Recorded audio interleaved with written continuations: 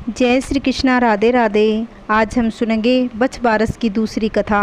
अगर आपने पहली कथा सुननी है तो आप मेरे चैनल पर सुन सकते हैं। आइए आज की दूसरी कथा रसपान करते हैं। एक साहूकार था जिसके 7 बेटे थे। साहूकार ने एक तालाब बनवाया, लेकिन 12 वर्षों तक भी वह तालाब नहीं भरा था।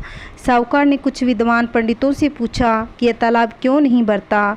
विद्वान पंडितों ने कहा कि तुम्हारे बड़े बेटे या बड़े पोते की बलि देनी होगी, तभी यह तालाब भरेगा। साहूकार ने पंडित की बात मानकर अपनी बड़ी बहू को पियर भेज दिया। साहूकार की बहू हमेशा बछ बारस का व्रत कर बछ बारस की कहानी सुनती थी।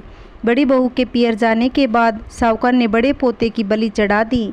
तब घनघोर मेघ बरसने लगा, वो तालाब भर गया। जब साहूकार तालाब की पूजा करने जाने लगा तो लोग भी उसके साथ तालाब की पूजा करने जाने लगे। जाते समय साहूकार ने अपनी दासी से कहा कि गेऊला धानुला बना लेना। साहूकार की गाय के बच्चे का नाम भी धानुला था। तब उस दासी ने गाय के बच्चे को ही गेऊला धानुला समझकर पका दिया। साहूकार व साहूकारनी गाजे बाजे के साथ अपने बेटे और बहू के साथ तालाब पूजने लगे। साहूकार के पूजन कर लेने के बाद वहां आए लोग भी तालाब का पूजन करने लगे।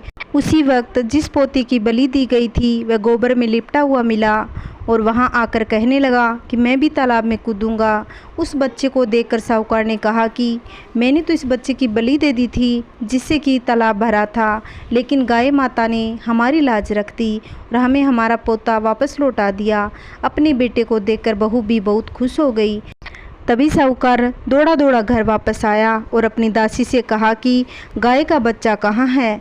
तब दासी बोली कि आपने गेऊला धानुला को पकाने के लिए कहा था, इसलिए मैंने उसे पका दिया। यह सुनते ही साहूकार क्रोध से तिलमिला उठा और अपनी दासी से कहने लगा, अरे पापिन, तूने यह क्या अनर्थ कर दिया। यह पाप उतार कर आ, उससे पहले कि तूने दूसरा पाप हमारे लगा दिया। और साहूकार सिर पकड़कर बैठ गया।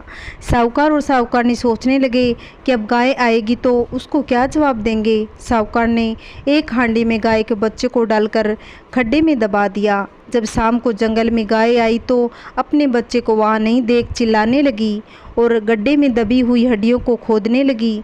जब गाय ने हांडी को खोद कर निकाला तो उसमें गाय का बछड़ा निकल आया। जब साहूकार को पता चला तो वह भी बछड़े को देखने के लिए गया। तब उसने देखा कि बछड़ा तो गाय का दूध पीने में व्यस्त था। तब साहूकार ने पूरे गांव में ढिंडोरा पिटवा दिया कि सभी स्त्रियों को बछ बारस का व्रत करना चाहिए। हे बछ बारस माता, जैसे साहूकार की बहू को दिया वैसे सबको देना, कहानी कहने वाले को और कहानी सुनने वाले को और हुंकारा भरने वाले को और सब परिवार को देना। बछ बारस का व्रत भाद्र मास महीने के कृष्ण पक्ष की द्वादशी को मनाया जाता है। बछ यानी बछड़ा। कृष्ण भगवान को गाय व बछड़ा बहुत प्रिय है। गाय में सैकड़ों देवताओं का वास माना जाता है और गाय व बछड़े की पूजा करने से श्री कृष्ण का, गाय में निवास करने वाले देवताओं का और गाय का आशीर्वाद मिलता है, जिससे परिवार में खुशहाली बनी रहती है। ऐसा माना जाता है कि इस दिन महिलाएं बछ बारस का व्रत रखती है। व्रत सुहागन महिलाएं सुपुत्र प्राप्ति, पुत्र की मंगल कामना के लिए, परिवार की खुशहाली के लिए और गाय के बछड़े की पूजा करती है। इस दिन गाय का दूध और दूध से बने पदार्थ, दही, मक्खन, घी आदि उपयोग नहीं किए जाते। इसके अलावा गेहूं और चावल तथा इससे बने सामान नहीं खाए जाते। भोजन में चाकू से कटी हुई किसी भी चीज़ का सेवन नहीं किया जाता। इस दिन अंकुरित अनाज जैसे चना, मोठ, मूंग, मटर आदि उपयोग किया जाता है। भोजन में बेसन से बने आहार जैसे कड़ी, पकौड़ी, भजिए आदि, मक्के, बाजरे, ज्वार आदि की रोटी तथा बेसन से बनी मिठाई का उपयोग किया जाता है। इस प्रकार गाय और बछड़े की पूजा करने के बाद महिलाएं अपने पुत्र से तिलक लगाकर उसे नारियल देकर उसकी लंबी उम्र की सकुशलता की कामना करें, उसे आशीर्वाद दें। बड़े बुजुर्गों, सास ससुर, माता पिता के चरण छूकर आशीर्वाद लें। अपनी श्रद्धा अनुसार, रिवाज के अनुसार व्रत का उपवास रखें। मोठ या बाजरा दान करें। सासू जी को बायना देकर आशीर्वाद लें।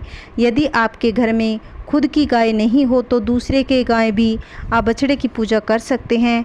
ये भी संभव नहीं है तो गिल्ली मिट्टी से गाय या बछड़े की आकृति बनाकर उनकी पूजा भी कर सकते हैं।